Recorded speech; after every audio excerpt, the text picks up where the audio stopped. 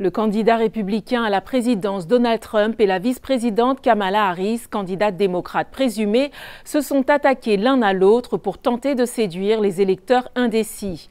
La course va encore s'intensifier à peine 3 mois avant le scrutin du 5 novembre.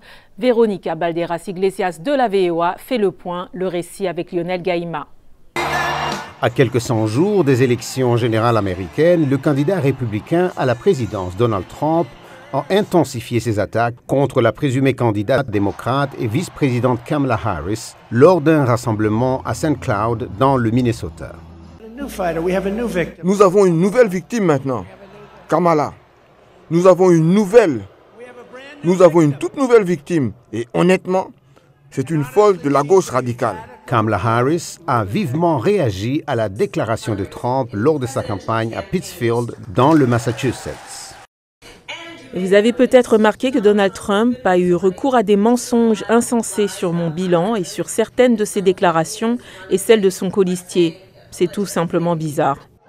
La campagne de Kamala Harris affirme qu'elle a récolté 200 millions de dollars depuis l'annonce du président Joe Biden, soutenant sa candidature et que 66% proviennent des donateurs novices. Le gouverneur de New Hampshire, Chris Sununu, un républicain, s'attend à ce que l'enthousiasme autour de la candidature de Kamala Harris s'estompe dans les 30 jours. Il conseille au duo Trump-JD Vance de s'en tenir aux politiques au lieu de recourir à des attaques personnelles. Tenez-vous-en à ce qui motive l'anxiété. Les gens sont anxieux en ce moment parce qu'ils ne peuvent pas payer leurs factures. Ils sont anxieux parce qu'ils ne se sentent pas en sécurité chez eux ou dans leur communauté. Ce sont les choses qui les pousseront à aller voter pour Trump en novembre.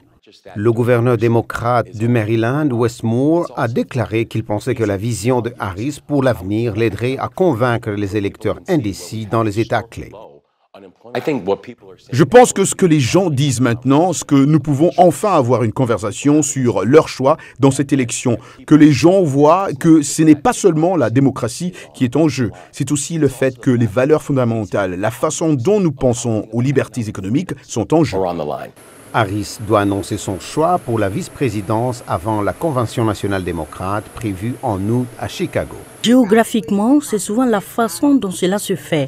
Elle vient de la côte ouest. Alors, choisissons quelqu'un du Midwest qui peut apporter des votes qu'elle n'aura peut-être pas obtenus autrement. Trump a équilibré le ticket avec quelqu'un qui était beaucoup plus jeune que lui. Kamala Harris a une semaine chargée devant elle avec une étape de campagne prévue à Atlanta, en Géorgie, et selon son site web, le ticket Trump organise aussi des événements de campagne en Pennsylvanie, au Nevada et en Arizona dans les prochains jours.